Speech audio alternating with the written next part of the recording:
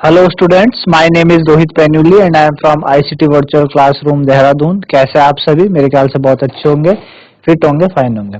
हम class 9th science कर रहे हैं जिसमें कि हमारा चैप्टर नंबर 10 ग्रेविटेशन चल रहा है। इसलिए पिछले भाग में हमने बात की थी आपकी बायंसी को लेके, है ना। बायंसी समझाई थी कि बायंसी क्या होती है। आपको बताया था कि अपवर्ड डायरेक्शन में जो लगने वाला फोर्स ऑफ अट्रैक्शन होता है, जो वाटर लगाता है ऑब्जेक्ट्स में, उसको हम बायंसी कहते हैं। यानी अप उसको अपथ्रस्ट भी कहते हैं। थ्रस्ट का अपोजिट क्या कहलाता है? आपका अपथ्रस्ट कहलाता है। थ्रस्ट हमेशा नीचे की तरफ लगता है पर यूनिट एरिया में, और जो बायंसी होती है, अपथ्रस्ट होता है, वो ऊपर की तरफ वाटर लगाता है ऑब्जेक्ट में। तो ये कल हमने बातें पढ़ी थी, मेरे ख्याल से आप लोगों को इतनी समझ आई होंगी कल। आज हम वहीं से अपना लेक्चर आगे स्टार्ट करेंगे। तो उसको करने के लिए चलेंगे बच्चों स्मार्ट बोर्ड की तरफ। तो हम कर रहे हैं चैप्टर नंबर 10 ग्रेविटेशन, और हमने पिछले भाग में हमने ये क्या था आपको बताया था, प्रेशर के बारे में बताया था कि प्रेशर क्या है।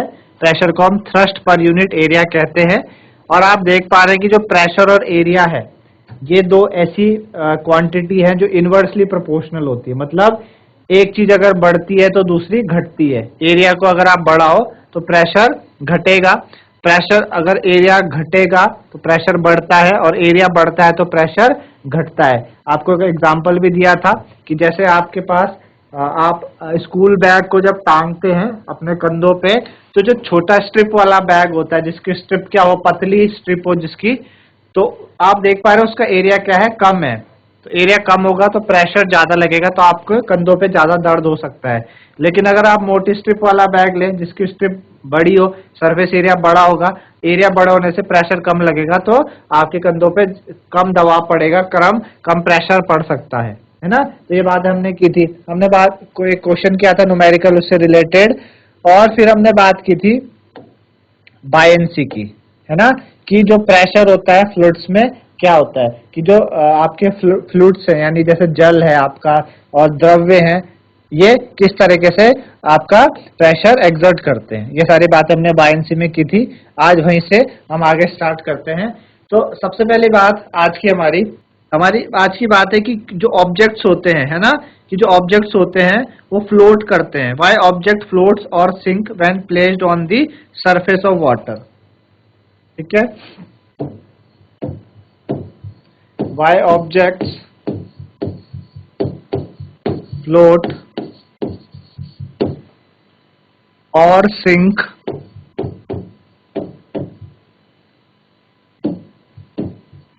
when placed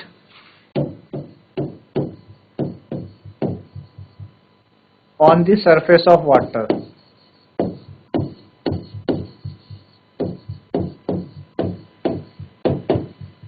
आपने देखा कि आप कोई ऑब्जेक्ट लो और उसको पानी के ऊपर रखो, तो कोई वस्तु तो तैरती है और कोई डूब जाती है। जैसे आप क्या करो, आपके पास पानी है सपोज, है ना, आप एक कंटेनर पे, इतना बड़ा कंटेनर लो, 2 कंटेनर आप ले लो।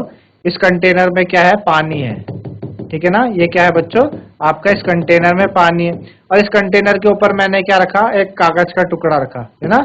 इसमें मैंने पेपर का एक टुकड़ा रखा। इसी तरीके से मैंने एक और बर्तन लिया, उसके अंदर भी पानी भरा है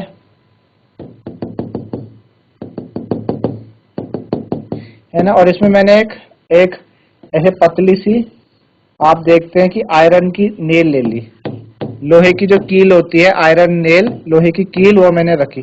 तो कुछ देर बाद देखते हैं कि जो पेपर होगा, पेपर जो कागज का टुकड़ा है, वो तो ऊपर तैरता रहेगा, पानी के ऊपर तैरता रहेगा, लेकिन जो आयरन की नील है वो नीचे डूब जाती है, पानी के नीचे आ जाती है, सतह पे आ जाती है। तो ऐसा क्यों?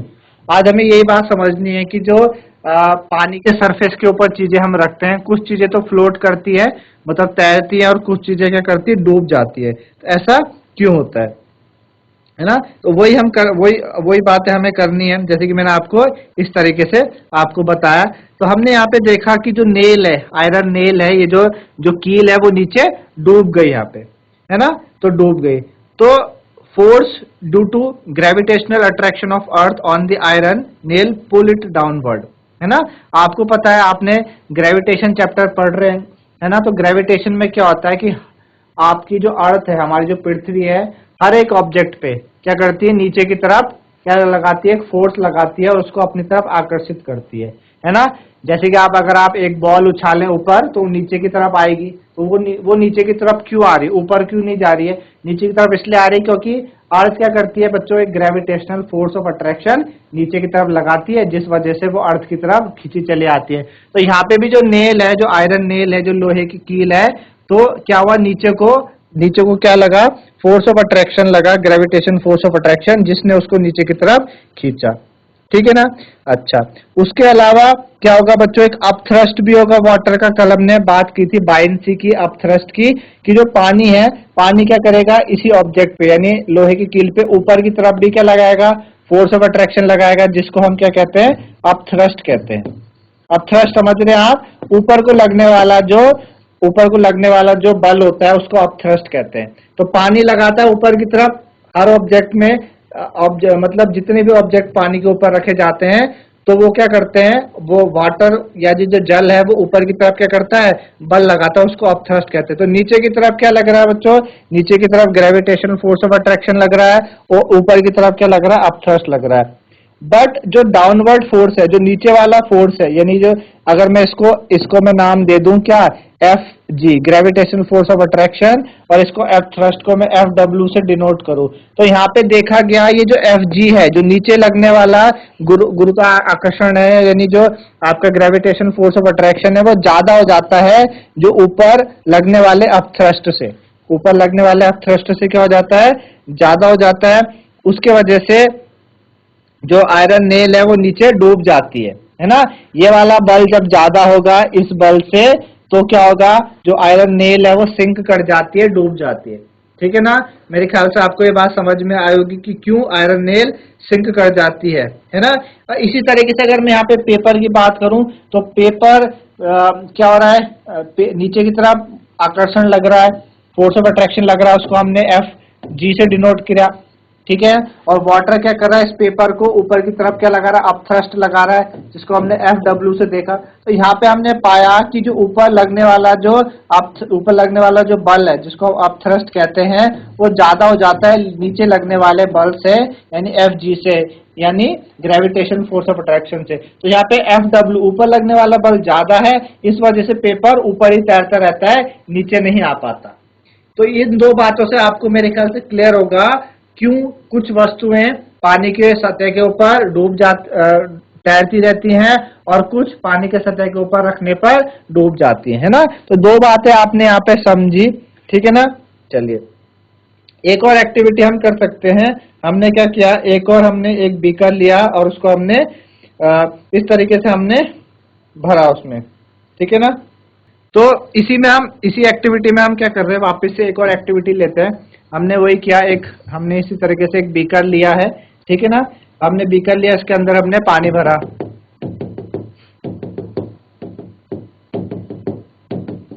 ठीक, पानी भर गया। ठीक है ना। अच्छा, हमने क्या किया, जो कॉक होती है ना, कॉक आप जिससे टेनिस वगैरह खेलते हैं, तो वो कॉक हमने इसके सतह के ऊपर हमने रख दी। ठीक है ना। एक जगह हमने क्या रख दी, कॉक रख दी, और एक जगह हमने आयरन नेल रख दिया, आयरन नेल है ना, लोहे की कील होती है, उसको रख दिया। ऑफ सेम मास, दोनों का मास क्या है, सेम है, दोनों का जो द्रव्यमान है वो क्या, यहाँ पे मैंने क्या कर दी, एक लोहे की इस तरीके से कील मैंने रख दी।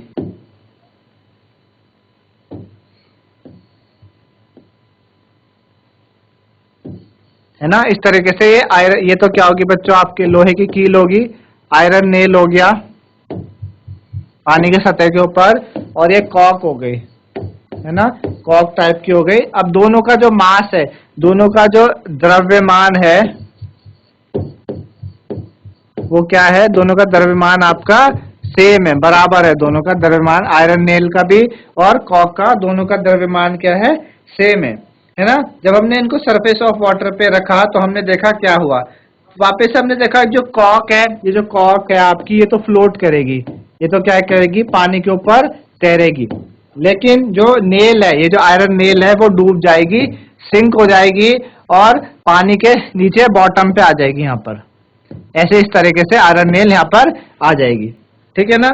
चलिए, तो ऐसा क्यों हो रहा है, ऐसा इसलिए because of difference in their density, दोनों की जो घनत्व है, दोनों की जो डेंसिटी है, यानी कॉक की डेंसिटी,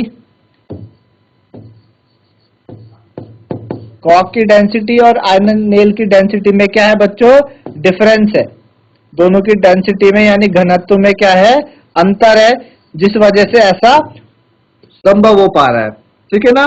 तो आपको पता है कि डेंसिटी जो घनत्व होता है, डेंसिटी को हम किससे डिनोट करते हैं, द्रव्यमान बटा आयतन से, मास पर वॉल्यूम, है ना। डेंसिटी को हम किससे डिनोट करते हैं, द्रव्यमान बटा आयतन से, यानी मास पर वॉल्यूम से हम क्या करते हैं बच्चों, डिनोट करते हैं। तो डेंसिटी जो कॉक की जो डेंसिटी है वो वाटर की डेंसिटी से कम है। अगर मैं बोलूं कि जो कॉक की मैं कॉक की डेंसिटी सी से डी सी से डिनोट कर रहा हूं और जो आयरन नेल की डेंसिटी है उसको आई से डिनोट कर रहा हूं, तो जो कॉक की डेंसिटी है बच्चों वो क्या है, कम है वाटर की डेंसिटी से।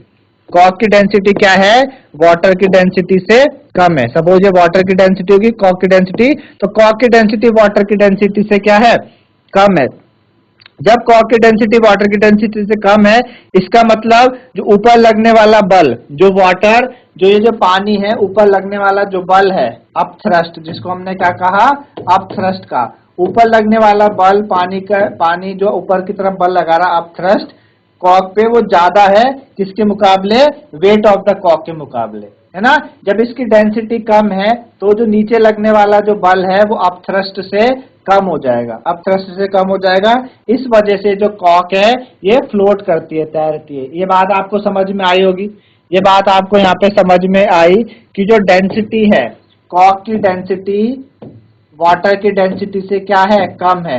कॉक की डेंसिटी वाटर की डेंसिटी से होने से क्या हुआ, होने से ये हुआ कि जो कॉक पे लगने वाला जो वेट है ना, जो कॉक का वेट है जो नीचे की तरफ हो रहा है, जिसको आप क्या कर सकते हैं, एफ सी से डिनोट कर सकते हैं, वो क्या है बच्चों, कम है किससे, ऊपर लगने वाले वाटर के बल से, जिसको आप एफ थ्रस्ट कह सकते हैं। जब ये वाला जो एफ डब्ल्यू ऊपर ज्यादा लग रहा तो वो क्या करता है, कॉक को नीचे आने नहीं देता, ऊपर ही उसको तैरने में मदद करता है ना। तो ये रीजन था कि जो कॉक है वो ऊपर की तरफ क्या करती है, फ्लोट कर पाती है। अब जो आयरन नेल की डेंसिटी है, अगर मैं आयरन नेल की डेंसिटी आई से डिनोट करूं, तो आयरन नेल की जो डेंसिटी है वो किससे ज्यादा होती है, वाटर की डेंसिटी से ज्यादा होती है। अब जब आयरन नेल की डेंसिटी वाटर की डेंसिटी से ज्यादा है, इसका मतलब जो वाटर ऊपर की तरफ अपथ्रस्ट लगा रहा वो कम होगा वेट ऑफ द नेल, जो वेट है नेल का, यानी जो नीचे की तरफ लगने वाला जो बल है आयरन नेल का, जिसको अगर मैं एफ आई से डिनोट करूं, वो ज्यादा होगा ऊपर लगने वाले बल एफ डब्ल्यू से, जिसको हम अप थ्रस्ट कहते हैं। जब एफ आई ज्यादा होगा तो क्या होगा, वो नीचे की तरफ धकेलेगा उसको, तो जिस वजह से जो आपकी आयरन नेल है वो सिंक हो जाएगी, है ना, डूब जाएगी। तो देयरफॉर हम कह सकते हैं कि भाई object of density less than that of liquid, है ना, कि जिस पानी के ऊपर कोई भी ऑब्जेक्ट है, अगर उसकी डेंसिटी उस लिक्विड से कम है तो वो उसके ऊपर क्या करेगा, तैरेगा, फ्लोट करेगा।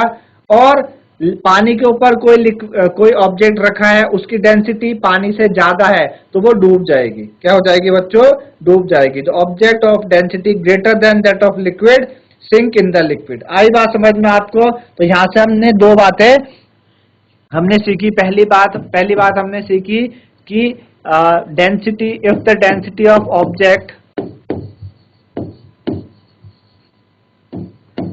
if the density of object is less than, if the density of object is less than the liquid, अगर ऑब्जेक्ट की डेंसिटी लिक्विड से कम है, then the object will float, object will float, object क्या करेगा, float करेगा, तैरेगा उसकी सतह के ऊपर। दूसरी बात हमने ये सीखी, if the density of the object, if the density of the object is more than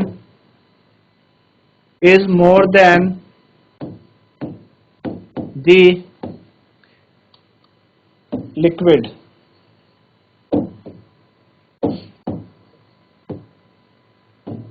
more than the liquid, then the object will sink, then the object will sink। तो जो ऑब्जेक्ट होगा वो डूब जाएगा, सिंक हो जाएगा, है ना, डूब जाएगा। तो दो बातें, आप दो कंक्लूजन आपने यहां से निकाले, है ना। जब आप किसी भी ऑब्जेक्ट को किसी के सतह के ऊपर रखते हो तो दो ऐसी चीजें वहां पे होना क्या होता है, संभव हो सकता है ना। तो दो बातें हमने सीखी। चलिए अब बात करते हैं आगे, आर्किमिडीज प्रिंसिपल।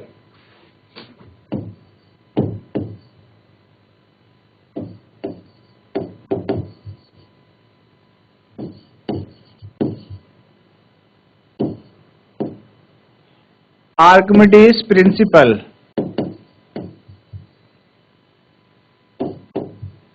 आर्किमिडीज का सिद्धांत, आर्किमिडीज प्रिंसिपल की बात करेंगे कि आर्किमिडीज का सिद्धांत क्या है, आर्किमिडीज का प्रिंसिपल क्या है ना। तो उसको समझने के लिए एक एक्टिविटी की जा रही है। पहले एक्टिविटी आप समझें तो करें। हमने क्या किया, हमने एक पत्थर का टुकड़ा लिया और उसको एक धागे, उसको क्या किया, एक हमने रबड़ स्ट्रिंग से हमने उसको बांध दिया। हमने क्या किया, एक रबड़ की जो रबड़ स्ट्रिंग होती है वो ली और उसके एक सिरे पे हमने क्या बांध दिया, एक पत्थर बांध दिया, स्टोन बांध दिया, हमने एक स्टोन बांध दिया, ठीक है ना। इसको मैं ए नाम दे देता हूँ, ठीक है ना। अच्छा, हमने क्या किया बच्चों, इस स्टोन को लिया, इसको पकड़ के हमने क्या किया, इस स्टोन को हमने पकड़ के हमने इस तरीके से ये हमने किया, ठीक है ना। अच्छा, उसके बाद क्या करना है, हमको इसका जो स्ट्रिंग का इलोंगेशन है वो देखना है या रीडिंग देखनी है स्प्रिंग बैलेंस में due to the weight of the stone. हमने इसको जो भार नापने का काम आता है ना, आप देखते तराजू वगैरह जो इलेक्ट्रिक होते हैं, आपने देखा होगा दुकानों में जहाँ पे सामान वगैरह तुलता है, तो उसको वहां पे जाके इस तरीके से हमने तोल के देखा। फिर हमने क्या किया, इसको इस पत्थर को हमने एक कंटेनर में भरे पानी में अंदर डुबाया। हमने क्या किया, एक कंटेनर लिया, ठीक है ना, इस तरीके से हमने एक बीकर ले लिया, ठीक है ना। ये बीकर ले लिया, इसके अंदर क्या भरा है, पानी,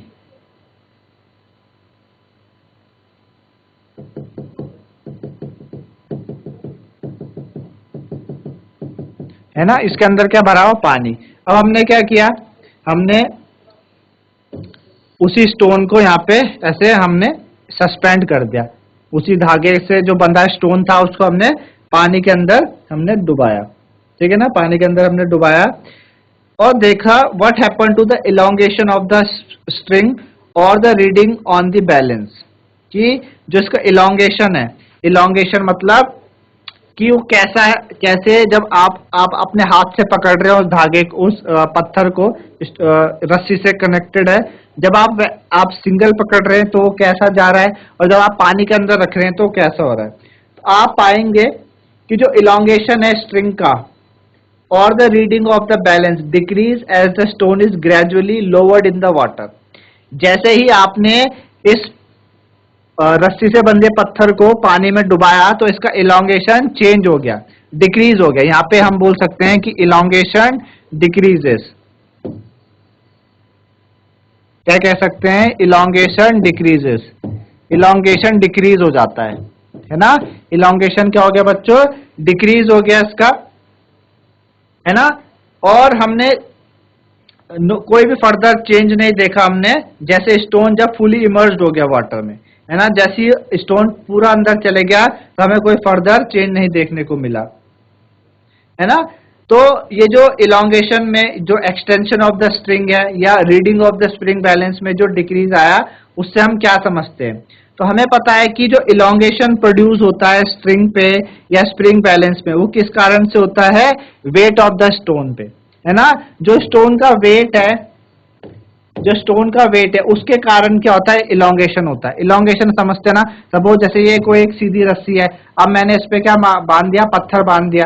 पत्थर बांधने से क्या हो सकता है, ये हल्का सा इधर को टिल्ट हो सकती है, हल्की सी झुक सकती है ना, पत्थर बांधने से, तो उसे हम इलोंगेशन कहते हैं। तो इलोंगेशन में इस तरीके से चीज हो रही है यहाँ पे। तो हमने देखा कि भाई जो स्टोन का वेट है, स्टोन के वेट के कारण क्या हो रहा है, उसका इलोंगेशन में डिक्रीज आ रहा है जैसे हमने उसको पानी के अंदर डाला, ठीक है ना। तो जो एक्सटेंशन है डिक्रीज हुआ जैसे ही पानी के अंदर स्टोन चले गया। इसका मतलब कि भाई कुछ फोर्स लग रहा होगा स्टोन के ऊपर अपवर्ड डायरेक्शन पे, है ना, ऊपर की तरफ फोर्स लग रहा होगा, जिस कारण तो ऐसा हो रहा है। और आपको पता है कि ऊपर लगने वाले फोर्स को हम क्या कहते हैं, अपथ्रस्ट कहते हैं। तो एज अ रिजल्ट जो नेट फोर्स लगा है स्ट्रिंग पे वो डिक्रीज हुआ, जो नेट फोर्स है डिक्रीज हुआ, और hence the elongation also decreases. भाई ऊपर की तरफ जो लगने वाला जो फोर्स है वो उस जो इसका मतलब क्या लग रहा है, ऊपर की तरफ स्टोन पे कुछ फोर्स लग रहा है, और नेट फोर्स क्या हुआ, स्ट्रिंग पे डिक्रीज हुआ, जिस कारण से इलोंगेशन भी डिक्रीज हो गया। ठीक है ना। Upward force exerted by water, उसको हमने फोर्स ऑफ बायंसी कहा था, मतलब अपथ्रस्ट कहा था, ये हमने बात की थी।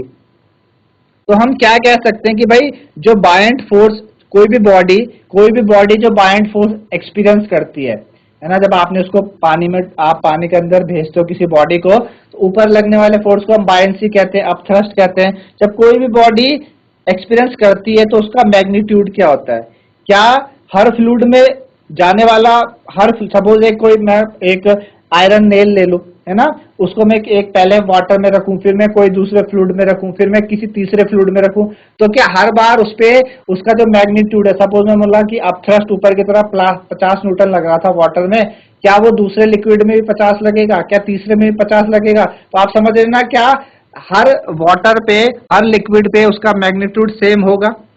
क्या सारी की सारी जो बॉडीज होती है किसी भी गिवन फ्लूइड में, उनको सेम बायंट फोर्स लगता है ना? तो इन सब के जो आंसर है वो किसने बताया बच्चों? आर्किमिडीज ने बताए थे। आर्किमिडीज के सिद्धांत ने इन सबके आंसर दिए थे। तो आर्किमिडीज का सिद्धांत क्या कहता है कि जब आप किसी भी बॉडी को क्या करते हो, किसी पानी के अंदर डालते हो, चाहे वो क्या हो, फुली इमर्स्ड हो, मतलब पूरी डूबी हो, चाहे वो आधी हो, पार्शली इमर्स्ड हो, है ना, उसको क्या होता है, एक अपवर्ड फोर्स लगता है, जो किसके बराबर होता है? Wait of the fluid displaced by it. क्या मतलब है? पहले स्टेटमेंट लिख लेते हैं, फिर आपको समझाते हैं कि आर्किमिडीज ने क्या कहा था। आर्किमिडीज ने कहा कि when a body is immersed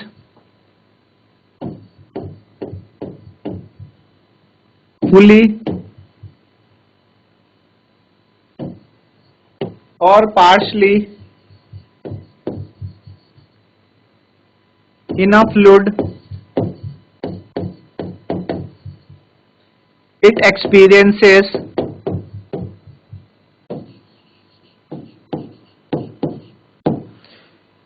an upward force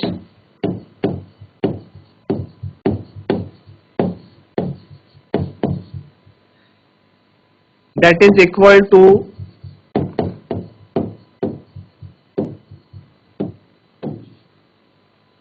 the weight of the fluid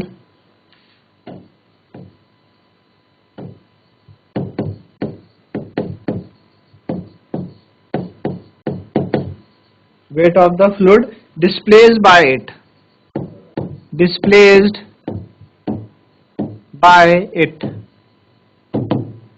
ठीक है। आपके पास कोई कंटेनर है, ठीक है ना, इस कंटेनर में पानी भरा है। सपोज आपके पास ये कंटेनर है, इसके अंदर क्या भरा हुआ? पानी है।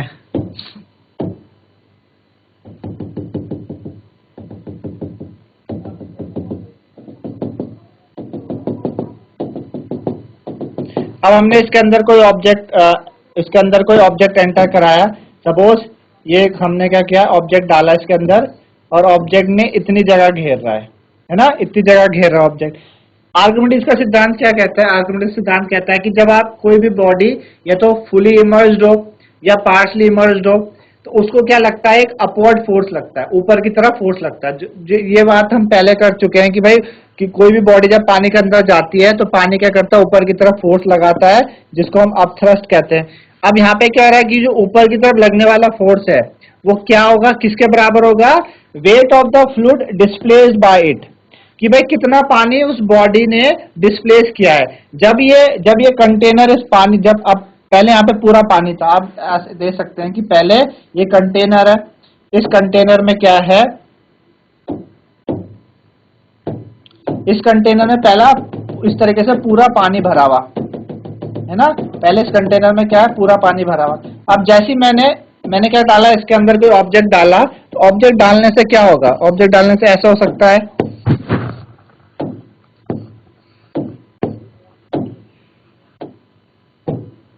ऑब्जेक्ट डालने से क्या होगा कि जो जितना बॉडी जब अंदर जाएगी तो उसका बॉडी क्या करेगी, उस जितने सरफेस एरिया मतलब जितने अंदर गई वो अपनी जगह घेरेगी, तो अपनी जगह घेरेगी तो अपनी जगह जितनी जगह बॉडी ने घेरी, जितनी जगह ऑब्जेक्ट ने घेरी उसके उतना पानी वो डिस्प्लेस करेगी, उसको हटाएगी वहां से।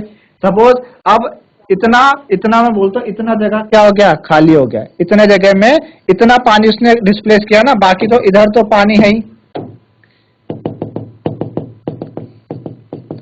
बाकी इधर तो क्या है, पानी है। इतना पानी उसने क्या कर दिया, डिस्प्लेस कर दिया। इतना पानी क्या, ये जो आप देख पा रहे हैं खाली जगह, इतना उसने डिस्प्लेस कर दिया। तो इतना ही, तो यही बोल रहा है कि when a body is immersed fully और partially in a fluid it experience an upward force, उसको एक अपवर्ड फोर्स एक्सपीरियंस होता है जो किसके बराबर होता है, wait of the fluid displaced by it. कितना जो जितना भी फ्लूइड है उसका वेट जितना भी उसने डिस्प्लेस किया उतना अपथ्रस्ट होगा, ठीक है ना, अपथ्रस्ट होगा।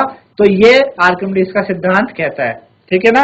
तो ये था बच्चों आर्किमिडीज का सिद्धांत। मेरे ख्याल से आपको समझ में आया कि आर्किमिडीज का सिद्धांत है क्या एक्चुअल में, ठीक है ना। तो आप इसी तरीके से आप अब अगर एक्सप्लेन कर सकते हैं कि जो इलोंगेशन है, जो डिक्रीज हुआ इलोंगेशन ऑफ द स्ट्रिंग पे, है ना, वो किस कारण से हुआ है। तो इस तरीके से बच्चों आपको समझ में आया आर्किमिडीज का सिद्धांत।